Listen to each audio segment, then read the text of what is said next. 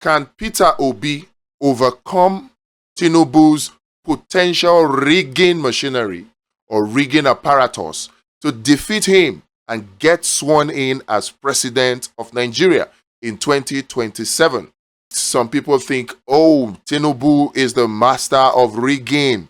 And others thought, okay, fine, this time around, Peter Obi will be better prepared. But at the end of the day, it was still a yes. Peter Obi can indeed defeat Tinubu with any form of rigging he wants to throw at him in 2027.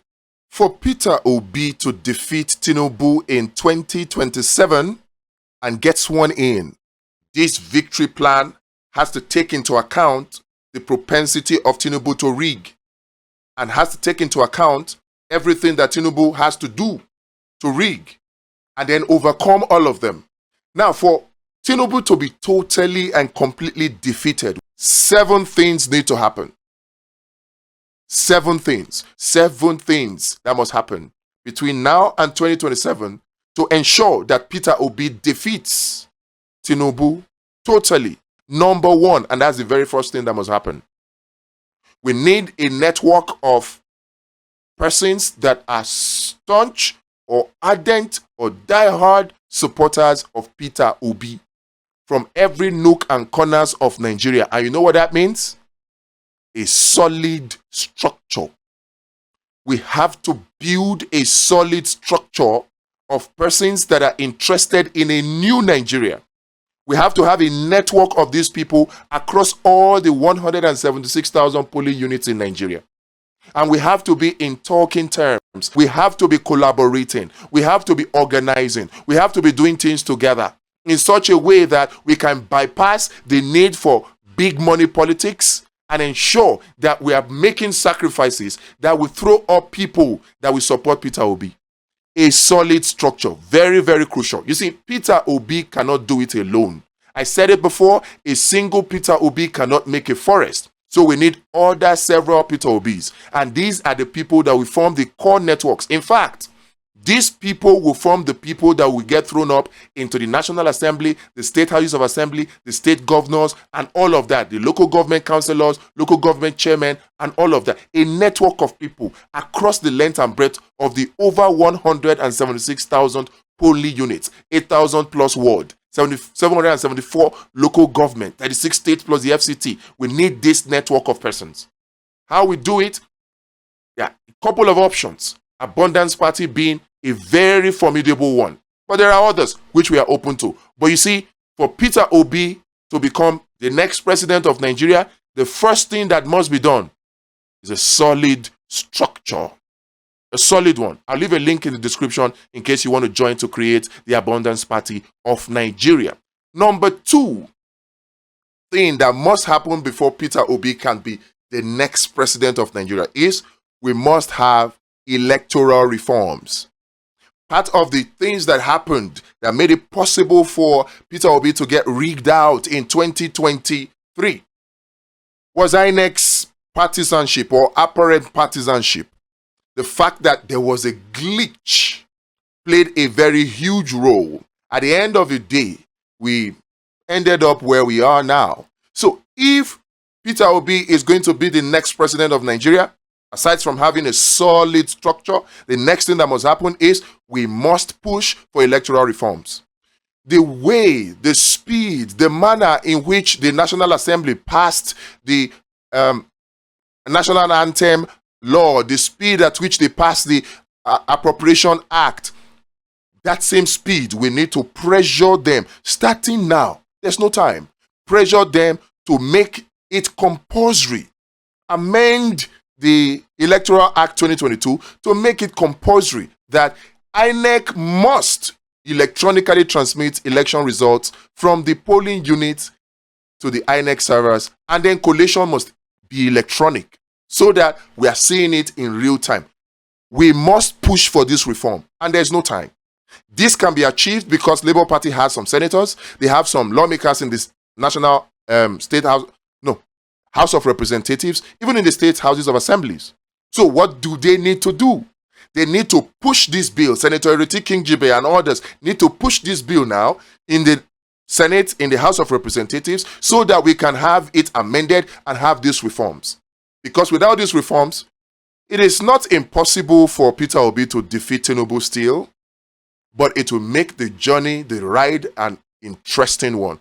For me, even if this number 2 does not happen, I still know of a way that Peter Obi will defeat Tinubu in 2027. So the journey is still there. The journey of Tinubu to defeat in 2027, still intact, with or without number 2, which is electoral reforms. But we must push for electoral reforms so that the process can be seamless, so that we can all enjoy it as we see Tinubu go down the road of defeat in 2027. Electoral reforms, compulsory. We must push for it, and we must start now. Now, after a good structure, the electoral reforms, what is the third thing? We must contend with Tinubu's propaganda machine. That's number 3. There are a lot of propaganda that are ongoing right now. A lot of propaganda. Number 1 is the Igbo must go propaganda. Number 2 is the IPOB propaganda. There's a propaganda there. Number 3 is the Peter Obi is weak. A weak person cannot rule Nigeria. That's another propaganda there. The division between Muslims and Christians, that's another propaganda there. The division between Igbos and other tribes, Igbos and Edos, and all of these things that we have seen, all of the talk of people saying, oh, some people should be poisoned. All these are propaganda, and they are targeted. They are targeted at Peter Obi for the 2027 presidential election. So if Peter Obi must defeat, and which he will, in 2027, we have to take care of the third thing, which is Tinubu propaganda machine. We have to come up with counter propaganda for every propaganda that they will throw up. We have to come up with it. It is very, very important. We'll subsequently do videos that will take care of each of these, but let's just run through them for now. Remember, we are looking at Tinubu's journey to defeat in 2027. We have looked at 3 items, 3 possible roadblocks. We're looking at the 4th one right now, and that is we must overcome Tinubu's intimidation machine. We must overcome Tinubu's intimidation machine. Right now, the intimidation of thugs. The intimidation of thugs is there. The intimidation of power of incumbency is there. What can we do? Will it be business as usual with the way we have had the likes of MC Oluomo coming out to do the stuff that he did, that we had even traditionalists come out to declare Oro, to do the stuff that he did? We had thugs snatching ballot boxes and burning ballot papers and attacking supporters and even threatening people not to come out in places that are perceived to be strongholds of Peter Obi. All these are intimidation tactics. So the 4th thing that Peter Obi must do to overcome this 4th roadblock is to come up with measures to overcome Tinubu's intimidation machine. It is very, very possible. We'll take a deeper dive into this in a subsequent video. But for now, let's move on to the 5th item, the 5th milestone, the 5th roadblock that Peter Obi must overcome to become the next president of Nigeria. We must curtail INEC's excesses and rigging attempts. INEC's excesses and rigging attempts. So from now, we must begin to educate voters. So number 1, start continuous voter registration on time. Ensure that these people receive their PVCs. And for those people who receive their PVCs, we must put things in place to ensure that they come out to vote. They don't fall victims of the intimidation machine. They don't fall victim of the propaganda machine. They don't fall victim to those two.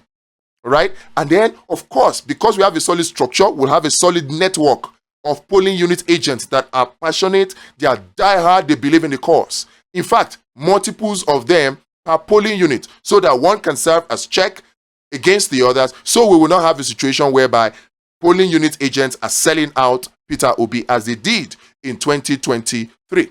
We need these structures in place. The number 6th one is to check the activities of security agencies, the activities of the DSS, the activities of the police, the activities of NSCDC. We need to put measures in place to make sure that we check them. See, anything that happens in darkness is not seen. So if you want to see anything that happens in darkness, what do? You shine light on top of it. There's a way we can shine light on the activities of security agencies in before, during, and after the 2027 elections to ensure that they play their role constitutionally and do not deviate from it. We can do that. All we need to do is discuss it. I have some wonderful ideas in that regard. Subsequently, we will talk about it. Now, the seventh one is, how do we ensure justice at the judiciary if the case eventually gets there? From the events of the 2023 presidential election, we have seen that there are two categories of things that we must pay attention to at the judiciary. Items that the judges have prerogative over and items they don't have prerogative over. Things like 25% of FCT, internal party matters, double nomination of Shetima, and the US drug case, and all of those things. They are things that fall within the prerogative of interpretation of the justices or the judges from the Supreme Court down to the tribunal. So we can also include these in the electoral reforms, but I don't want us to burden ourselves too much with putting too many things in that electoral act or changing too many things in there. Let's just put that electronic transmission, right? And then electronic collation. Once we have those two, I think we are home and dry. And once we have those two, then we will reduce the items that are within the prerogative of the judges. Because what is in black and white, by way of Forms EC8A, you cannot dispute it. 1 + 1 is 2. It doesn't matter whether the judge loves Tinubu or is supporting APC or not. 1 + 1 is going to be 2. So when we do this, we will make sure that the judiciary is not put under undue pressure to act in a way that becomes compromising. We will help them in that regard. With these 7 things, can you see now that the journey of Tinubu to his defeat in 2027 is a sure one? Yes, there might be roadblocks, but the roadblocks can be surmounted. What is your opinion? What do you think? What are the things I missed out? Let me know.